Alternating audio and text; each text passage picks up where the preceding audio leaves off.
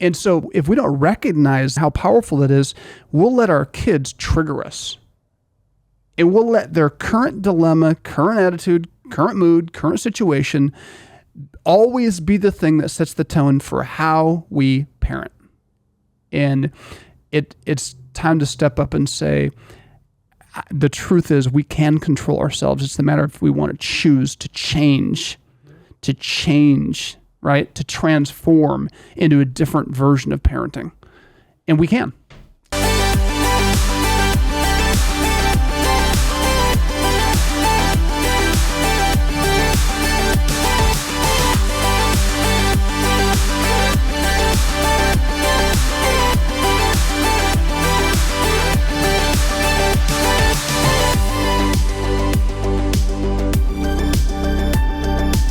Welcome back to the 5-Star Life Show. I'm your host, Coach Seth, and I'm joined in studio with Coach Mia, my co-host. Thank you, Seth. If you just tuned in, you're like, what is 5-Star Life all about? We're a nonprofit organization. We're in our 19th year. We're laser focused with a mission of changing the face of education, of sports, and of culture. And we do that by creating programs and writing curriculum that are implemented for thousands of kids that really targets their operating system, their mindset. If you want to see any lasting change in any area of your life, it starts look no further than your operating system, your mindset, the way you think, the way you perceive things. You got to get to the core. That's what we do. Go to 5starlife.org to learn more if you're not driving. And remember, you can watch this show anywhere. Actually, you can listen to this show anywhere podcasts are streamed. You can watch us on YouTube at the 5-Star Life page. All of our archives are there as well. All right. What are we going to talk about today? I do want to talk a little bit because me and Arnold were in some schools last week or so. A lot of site visits, just wrapping school year up. So often principals reach out like, hey, can you come do a Coach Seth visit? And so we're able to visit some of our schools, and that's just super fun. Yeah. You haven't been to one in a while. I know, I haven't. What's the deal? I don't know why. Do we not invite you anymore or what? I don't think so. You're off the list? You didn't make the list? I said that, I think, last week. I got booted somehow. Man, I don't know. That's not good. It was fun because we visited actually elementary schools last week, which is so cool. For the listening audience, I have cut my teeth in working with kids with like middle school and high school kids. So elementary kids, I love them.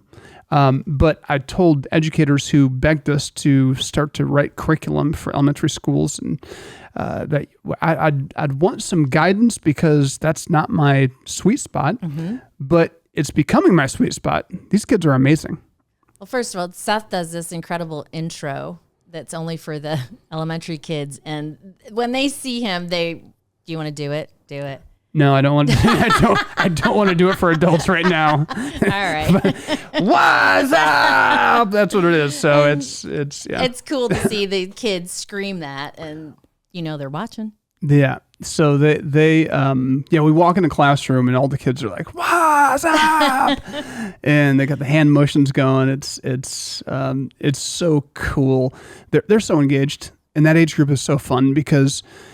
We talk about this on the program, but the older kids get, the more they lose that childlike innocence and intrigue and wonder.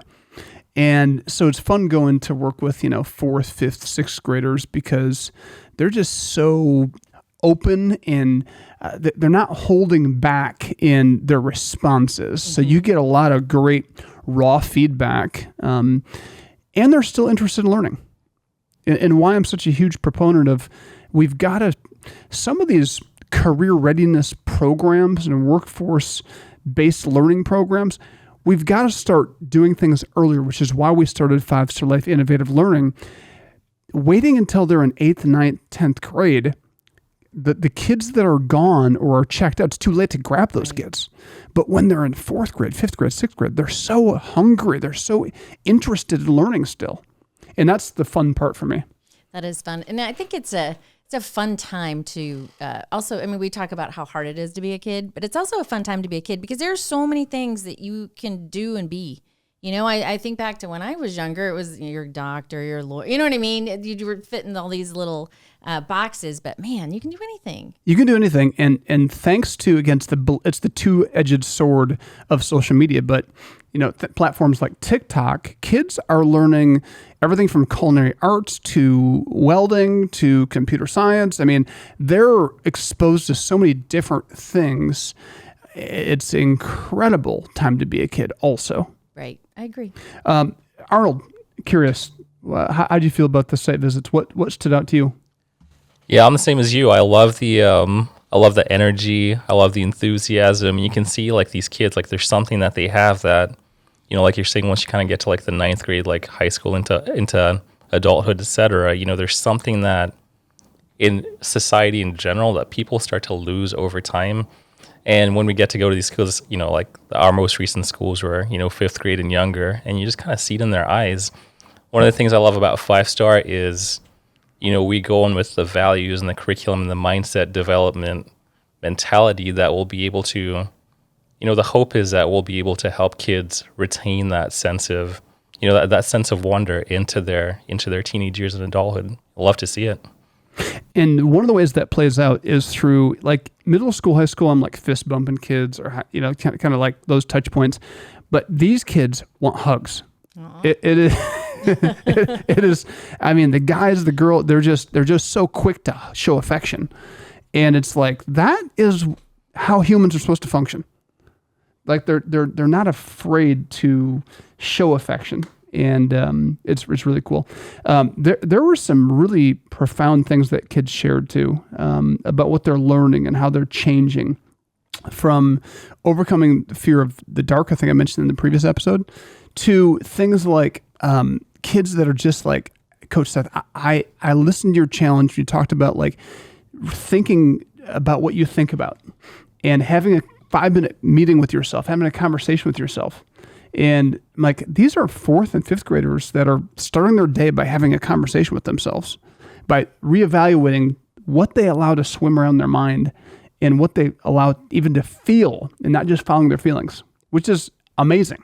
I mean, that kind of was one of the reverberating themes of kids is like, Coach Seth, I'm doing the challenges every week. Like I'm changing the way I look at myself. Like I do this mirror activity. You talked to us about talking to yourself. So I'm truly starting my day by looking in the mirror and starting with those positive I am statements and redefining and reminding myself of who I am and who I want to be that day. So good. So, I mean, I asked the class, how many of you guys are doing these challenges? Because one student shared something. So who else is doing that? And like 90% of the hands shot up. So they're just absorbing, engaging, and we're going to see a huge impact in their lives, right? They're going to see that. That's awesome. One of the lessons that they, one of the challenges that they raised up their hands is that they said that they've taken part in was a screen time one. And for me, I thought that was huge. And there are so many different examples of kids that said, hey, I'm taking this challenge, or hey, I've taken this challenge and my brother spends so much time, on his devices or on his Oculus that, I had to have a conversation with him. And so not only are they taking these lessons, understanding the message, understanding the importance of, less screen time, they're also taking the opportunity to take, being courageous enough to, to bring others along that journey. And I think that's powerful. And again, we're talking about these most recent visits were 5th grade and younger. So. Yeah. So, I mean, you think about that, 5th graders understanding the power of detaching from social media and from their screen to the point that they can then identify it in their siblings. Like, oh my gosh, they're on that thing like crazy. Like they're turned into a zombie. Like they're a different person. So when you can start to see it in yourself and then see it in others, that's when you give them a leadership platform, right? And that was the other intriguing thing. I mean, 4th and 5th graders asking me questions about like, Coach Seth, I have a younger sibling that drives me crazy. Like they're super annoying, drive me nuts. How do I deal with this? And the ones, And this kid just in front of everybody just said, yeah, it's like, I live with my grandma, and, my dad's no longer with us, and my mom is not around. And so my brother, and, my grandma tries to get him off technology, but, my brother has all of a sudden gotten really angry, and he's mean to me, and he hits me. And he went into this whole thing and started asking questions about, how do I deal with this? Mm-hmm. And so he was asking questions for future lessons. So we were able to give him some tips in the moment, but it's so cool to have those moments with kids where, again, most of us in society are totally blind to what's going on in their lives. We're not. All right, we'll take a quick break, come back with more right after this. Did you know that you can bring the values, lessons, and mindsets Coach Seth discusses on the 5 Star Life podcast to your local community? Schools are searching for programs and content that work. Just a simple introduction to your teacher or principal could be a game changer in your community. Inquire at 5starlife.org, and someone from our team will be in touch.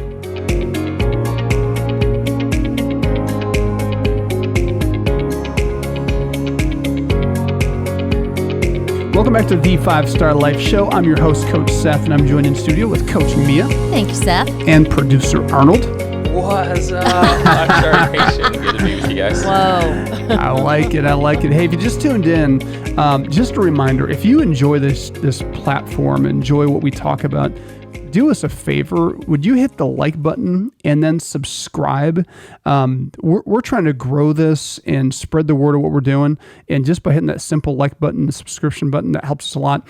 If you want to take it to the next level, hit the share button and share it with some people that you think would enjoy this show or you think it's applicable for. Also, we always love to hear feedback. So if you have comments or you have things you want us to tackle or talk about, questions as a parent, as a grandparent, or as a community member that cares and is invested in kids, please hit us up. You can also go to 5starlife.org to do that. But we'll jump back into the show. We're talking about site visits to some of our schools as we wrap up the school year. And it's also amazing how the depth of 5th and 6th graders can be at a level that it's just kind of profound. Kids that are asking like deep questions about how to deal with parents, how to deal with siblings, how to deal with depression and anxiety at 5th and 6th grade. It's crazy. Gosh, it is crazy. And it seems like the platforms have changed and it's in their face, all those questions, but just the ability to want to process them and kind of dig deep is amazing. It is amazing. And trying to help them practically, because there's so much information, so much noise about what should I think or how should I handle this situation? There's a lot of conflicting messages, right? And so kids can get stuck with some things that maybe aren't helpful. And so it's we take it really serious that what we're going to advise and suggest is something that's going to add tremendous value and not keep them stuck, right? Right. And not just keep them stuck in this place of pain or self-pity or just remorse or sorrow, because there's a lot of that going around. So one girl, she just said that her favorite lesson was the lesson that talked about how to help her move on from depression, anxiety, to move out of that mindset into a healthy place, and how to move on beyond trauma. And so it's always interesting when kids go there because they've been through it, right? And so to see how they're learning and how they're absorbing and how they're changing. So many kids said, yeah, Coach Seth, I learned how to not let stuff stick to me. Whether it's mean people, whether it's things in my family. One student said, I don't have to let that determine how I feel about myself or how much I enjoy my day. Right. I mean, how big that, I'm just ecstatic listening to these kids talk about these things because they're getting it. Yeah. And, and you think of all the adults that stay in that place. And it's like, here, these kids can teach us all a lot. That's what's so fun about these site visits. Yes. And kids I learned so much from kids. They are sponges, and they have enough faith. They're not jaded. So they have enough faith just to listen and give it a try. And that's why they see so much success. Brilliant kids. Anyways, good stuff. We've been filming in studio a whole series that kids will actually start to go through next school year. And the theme is transformation. We're defining it as a radical change in form and character and nature or appearance. And going from one thing to another thing, one mindset to another mindset, one place in our life to another place. And so everything we're teaching kids is going to be done through that lens of transformation. And, referring back to kids being so precious, because that naivety is a powerful thing. Mm-hmm. Adults know too much, that we talk ourselves out of change. We talk ourselves out of hope. We talk ourselves into stagnation, into staying stuck in the same cycle. So that's what we can learn from kids. Kids believe in transformation. They believe they can be anything and do anything. And so this series, we've been asking one question. So it's 7 lessons we're teaching kids. And one question, the question is, where do I want to go? And I think that's the question for where do you want your life to go? If anything was possible, where would you want it to go? Get rid of all that stagnant thinking, all of the hopelessness. If anything were possible, where would you want to go? That's the fun part of this curriculum that we're teaching kids. And one of the things that we're teaching, we started with, if you listen to the show consistently, we did a lesson that kind of opened up the series. We talked about, if you want to go somewhere, you have to use your imagination. Mm-hmm. And we talked some data points about how, I don't know, it was like 98% of 5-year-olds were considered. NASA did testing years ago, and they said 98% of 5-year-olds tested as creative geniuses because they can tap into their imagination. Mm-hmm. By the time you become an adult, it flips. It's 2%. Oh my gosh. And I knew that percentage, but it still shocks me every time. 2% of adults. Yeah. And it's because we stop tapping. It's like muscle. If you use it or lose it, I mean, the more you age, you lose muscle if you don't work it. Mm-hmm. Our brain's the same way. Our creativity is the same. And it's just a principle in all of life. So if we don't use our imagination to think about where we want to go and the life we want to live, we will lose that part of us, and we'll be less creative. We'll be less imaginative in our approach to life. And all the research says, you can't go beyond what you can see. It's why when people win the lottery, they end up in the same place in 10 years. Many of them, not all of them, but many of them. They're bankrupt. Why? Because you can't go beyond what you can perceive and see and imagine. And I'm guessing if there's research to back that, if there's a study done on this, I'm guessing the people that win the lotto and actually stay changed because they change their thinking. Mm-hmm. That money somehow propels them to change their thinking. Sure. So imagination is everything. And I just want to encourage our listening audience. What do you imagine for your life? What do you imagine for your health? What do you imagine for your finances? What do you imagine for your relationship with your kids? What do you imagine for your kids? What do you imagine for your work?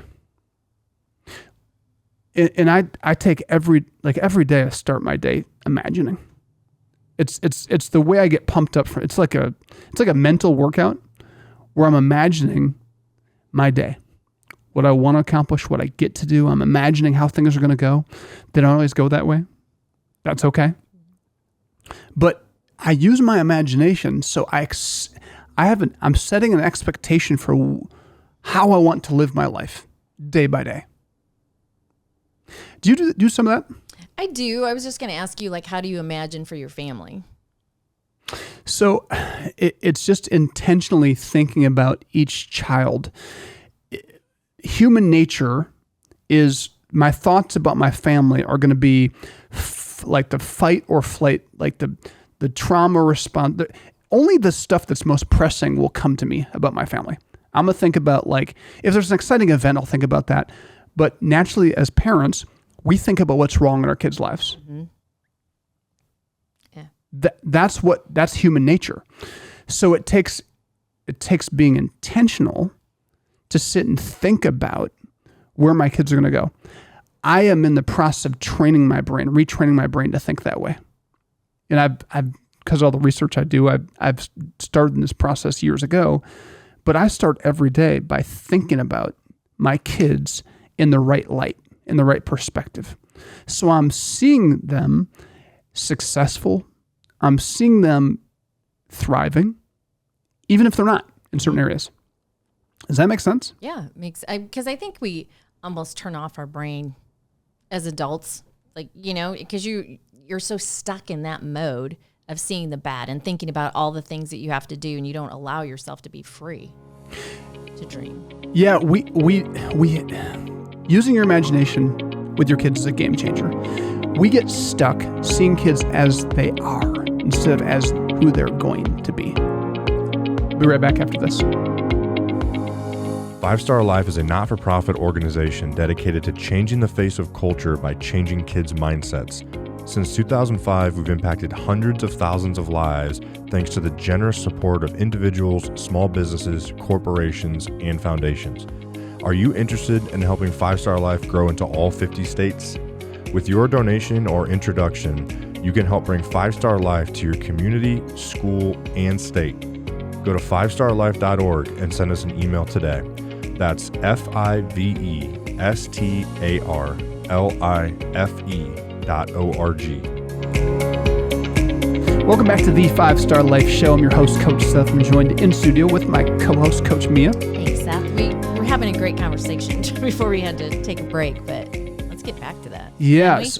So we're talking about using your imagination. Mm-hmm. And you asked the question, like, how do you use your imagination when it comes to your kids and your family? And it's just all about intentionality. And it's not natural. Well, it is natural, actually.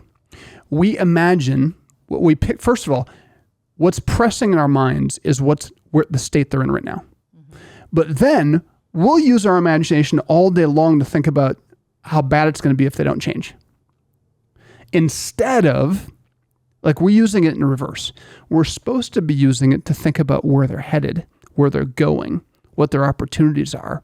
And we're supposed to be looking at where they are. And we're supposed to be, I talk to educators about this a lot, and I talk to our staff about this for years. Catch kids doing something right. Adults tend to catch kids doing something wrong. We're nitpicking. We're picking up on everything they're doing wrong, when there's probably 10 to 1 what they're doing right. I mean, like, what they're doing right. Right. No, So like simple. Last night, I come home and all 3 of my sons were heading out the driveway to work out. Walking us, I'm like, babe, we got great kids. Like, how cool is it that all 3 of our kids want to be healthy, like to work out, and on their own they work out? That's amazing. it is amazing. You got to praise that. You got to celebrate that. And as a couple, you got to celebrate that, because guess what? There's other areas of their life that they're not thriving in because they're in the human journey. It's normal. Not bad kids. They're great kids. Mm-hmm. But you got to catch them doing something right and then build on that and use your imagination to see where that goes and talk about those things with them. That's where a conversation, yes, you can't stick your head in the sand and never talk about hard things.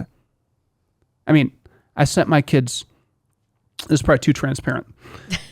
Uh-oh.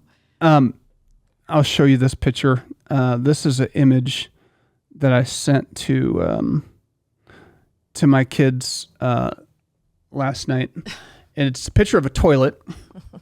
And it's a picture of stuff that is in the toilet when I went to use it last night that shouldn't still be in the toilet. And so I'm not saying I don't have hard conversations, because I do. I'm just like, dudes, fellas, you're not little kids anymore. Clean them up after yourselves, right? But I'm also celebrating, I'm imagining all the positive things. And am I perfect? No. But that's where I want to be. Didn't you once say that you should parent not where your kids are at, like where you see them going? Yes, absolutely. I mean, don't we all want to be treated like and judged based on our motives and based on where we're going, not based on where we were? Yeah. That's how we want to be judged. That's how we want to be treated.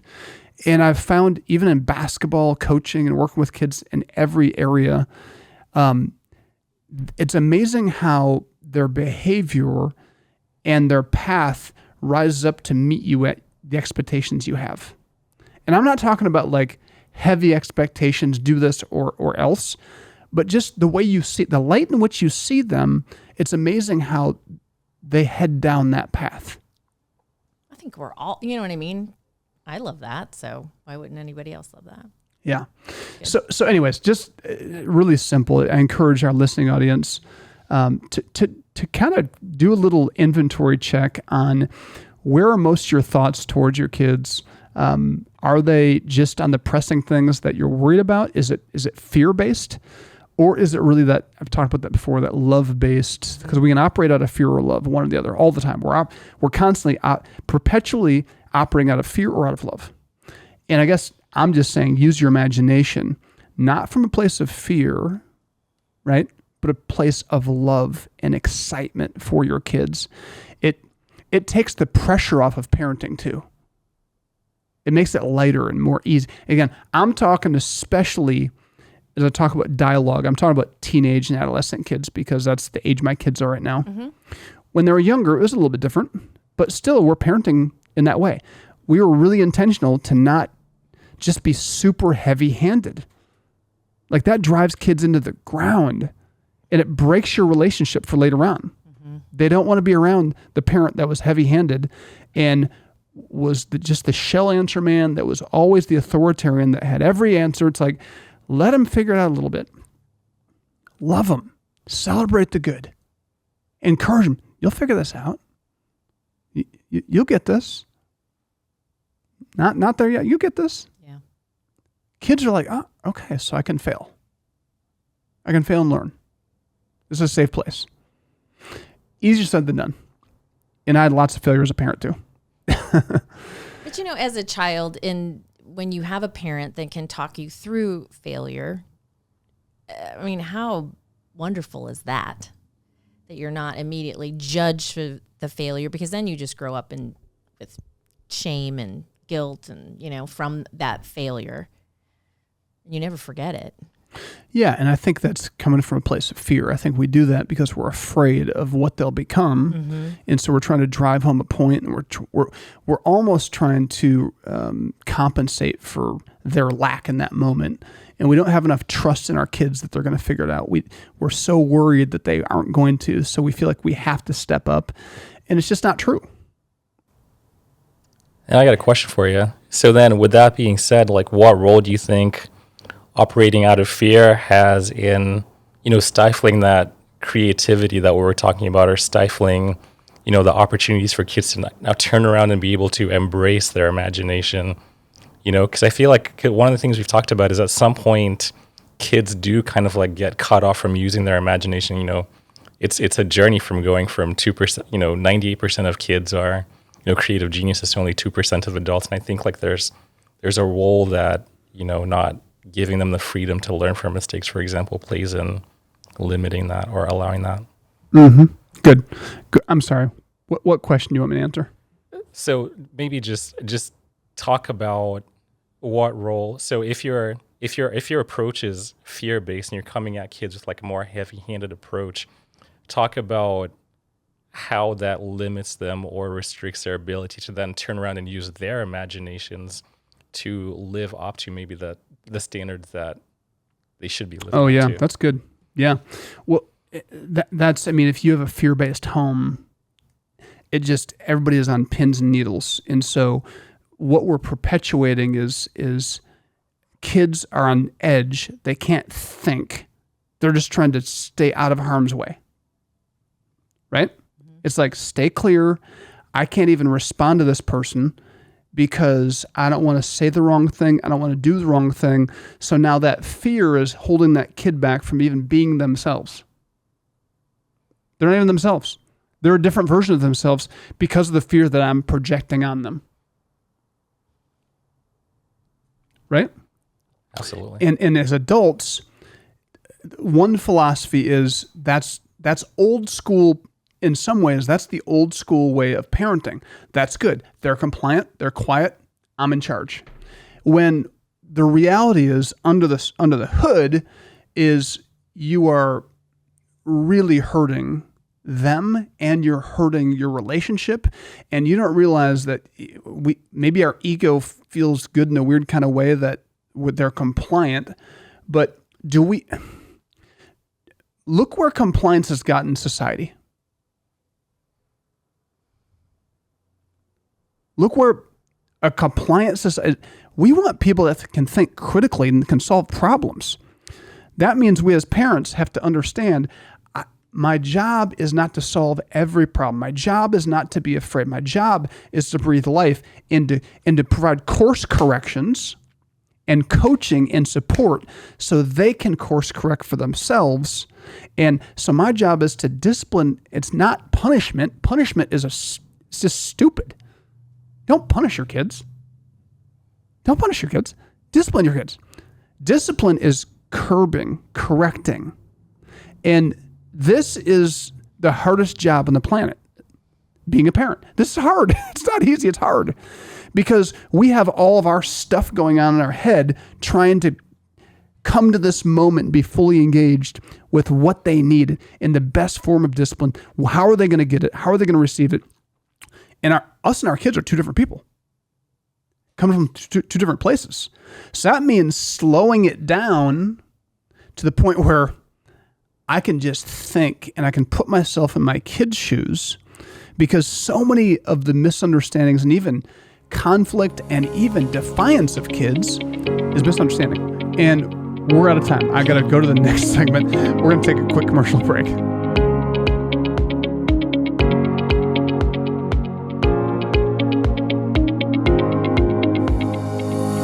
Five Star Life offers year-round programs for kids at our 350-acre training facility that we call Summit.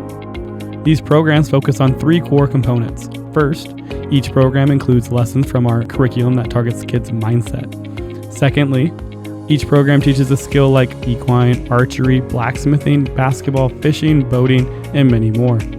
Thirdly, our programs connect kids to mentors we call coaches, who are trained to help kids live a 5-star life. Go to 5starlife.org to learn more or sign up your kids. Welcome back to the 5 Star Life Show. I'm your host, Coach Seth, and I'm joined in studio with Coach Mia and Producer Arnold. Producer Arnold had some questions. Yeah, great questions. Yeah. Took us down a little bunny trail. It was good. Yeah, well, there you go. That's nothing like a little intermission over here in the studio. But yeah, so I was just basically thinking, I was kind of reiterating my point from earlier is that it shouldn't seem natural that on the one hand, 98% of kids, per a NASA study, are creative geniuses. And by the time those exact same kids are adults, only 2% of them are still in that category. So something at some point along that journey curtails that creativity. Now, one of the things that we've talked in the past is operating from either a place of love or a place of fear. And one of the things that you'll find from operating in a place of fear is that, especially, this is now for adults in relation to kids. If the adult or the authority figure is operating from a place of fear as opposed to a place of love, then one of the byproducts of that is stifling that creativity or stifling that imagination that if left unstifled or left unchecked would propel kids to be able to maintain that level of creativity or that level of being able to use their imagination to live up to their potential. True. Yeah, it's a good point, because now kids are operating from a place of they're either shut down, they're a shell of themselves, and they're not able to really develop who they really are. Their true personality never comes out. Or they take it a different direction. Some of the strong-willed children, they will take it in a different direction. They will just be strong-willed and stubborn, and they will do things in spite of whoever's trying to control them in a negative way. So now that becomes a very strong negative part of their personality, is I'm going to do what I want to do in spite. And so it's not out of imagination or creativity, it's out of spite. You're not going to tell them what to do. So it's interesting how all this ties in. And I just know, like, my goal is I want to continue to operate in the moment, to be love-based, and just to pause and to be love-based, even as a basketball coach. And I asked, I gave a ride to one of our players to Chicago last weekend, and was just asked him, hey, what can I do better as a coach? And he just made a couple comments, and the conversation came back to man, I wish my coach coached like you, which is a huge compliment. And I said, okay, why is that? He said, because you're passionate, but you don't degrade us, scream and yell. So I can get a lot more out of you when you talk, because I can hear you. And he's a kid with a temper. He's a hot head. That's one of the issues we're working on. Like, he's on fire. Top scorer, but he can just burn the house down in a hurry. And so I'm able to coach him better just because of what we're talking about. But I promise you, if I wasn't in the moment, and because he's had several meltdowns in the game. And as an adult, there's the man side of me that's like, that's ridiculous. Grow the heck up. Yeah. And you want to just yank him. Right? But I'm in the moment, and I know him, and I know he's not going to respond to that. So I'm either going to respond out of fear and out of embarrassment that he's representing my team, or out of frustration that he's not responding to me, or I'm going to operate in love and try to have a conversation. And I'm going to just have him sit down, and I'm going to just, hey, when you're ready, let's talk about this. Let me know when you can control yourself. And that's the approach we've taken. And he's growing out of this. But my goal is, by the end of the summer, here's, again, my imagination, my vision for him is he's going to go back to his high school basketball team this fall, and he's going to be at a whole different level of controlling his emotions on the court. That's my goal. That's what I'm imagining for him. So that's how I see him. So I don't see him as this punk kid with an attitude that is irritating to coach. Does that make sense? No, it makes great sense. But then I'm also thinking of, the people that I can't hold it together. You have to imagine yourself first being an adult and being a calm person to deal with, a child or a player in that's hot-headed. And it's hard because it's spiritual. I don't mean that in a religious way, but it's spiritual. There is a frequency that goes out when you're a hothead and you're angry. He's sending that frequency out, and anybody else that's not under control will feel the vibration of that frequency, and it will set them on the same track. So it is contagious. And so what happens is other people in the stands want to get involved, and it's just like, I'm like, nope, not going there. And so, but if we don't recognize that frequency and how powerful it is, we'll let our kids trigger us. And we'll let their current dilemma, current attitude, current mood, current situation always be the thing that sets the tone for how we parent.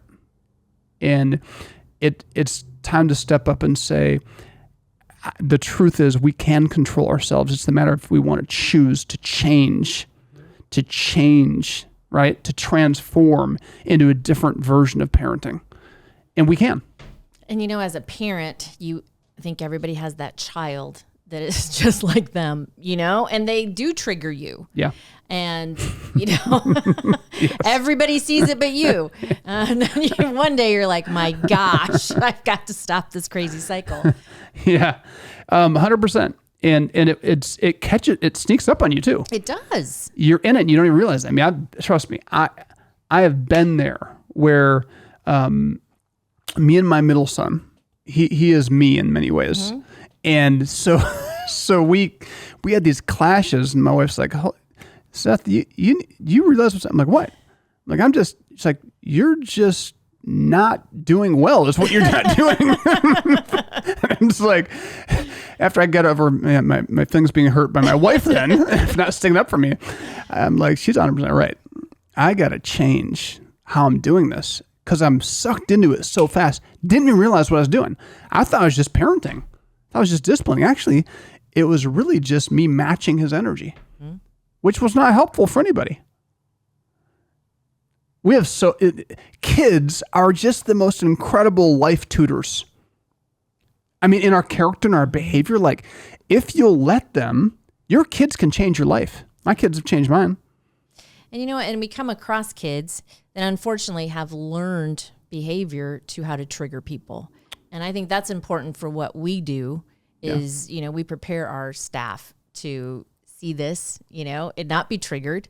Right. And they test. And, at the end of the day, they're the ones hugging you and crying because they don't want to go home. That's right. Yeah. Well, because if they're at that point in their life, it's because they haven't had many strong adults that have understood them and have helped curb that behavior, right? Mm-hmm. And so the fact that we at 5 Star get to be a part of that journey, kids feel honored, like, oh, they get me. That's what they like. You understand. And isn't that all any of us wants? To be understood. Oh, absolutely. Yeah. And to be seen for who you are. To be seen. Really are. Yeah. Yeah. And then valued for who we are. Not just when we arrive, but the whole process. Yeah. I think that's core to our nature. It's innate as humans. We want that love and acceptance. And we want to be seen. We want to be heard. And it's amazing how it's just all the noise and all the emotions in those moments can hold us back from being the best version of ourselves for our kids. Agreed. All right. So, great show. Are we about done? We have 1 minute. Holy cow. Okay. I did want to remind our listening audience, we have a golf event coming up. It's a fundraiser for 5 Star Life. We have some special guests joining us. We're doing it at Warren Golf Club, Notre Dame's Golf Club. Looking forward to it. It's going to be great. If you want to get involved, there may be a foursome or so available. I think we're about full, but go to 5starlife.org to learn more, get involved. Also, I want to leave you with this. There are so many ways that you can get involved with 5 Star Life, either as a donor, as a volunteer, or by introducing 5 Star Life to a school or nonprofit near you. We're growing and we're changing the face of education. Thanks so much for tuning in. And remember, you can listen to this anywhere podcasts are streamed. You can watch it at YouTube at the 5 Star Life. Thanks again. See you next week.